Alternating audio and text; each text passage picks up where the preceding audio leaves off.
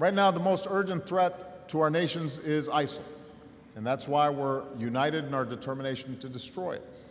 And all 28 NATO allies are contributing to our coalition, whether it's striking ISIL targets in Syria and Iraq, or supporting the air campaign, or training local forces in Iraq, or providing critical humanitarian aid.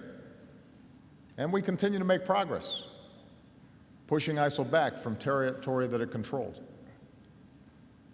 And just as I've approved additional support for Iraqi forces against ISIL, I've decided to increase U.S. support for local forces fighting ISIL in Syria. A small number of American Special Operations Forces are already on the ground in Syria, and their expertise has been critical as local forces have driven ISIL out of key areas. So given the success, I've approved the deployment of up to 250 additional U.S. personnel in Syria, including special forces, to keep up this momentum. We need a strong Europe to bear its share of the burden, working with us on behalf of our collective security.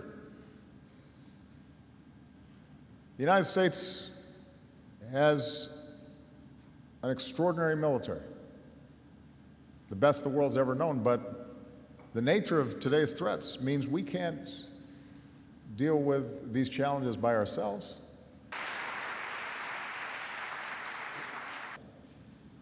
And just as we remain relentless on the military front, we're not going to give up on diplomacy to end the civil war in Syria, because the suffering of the Syrian people has to end, and that requires an effective political transition.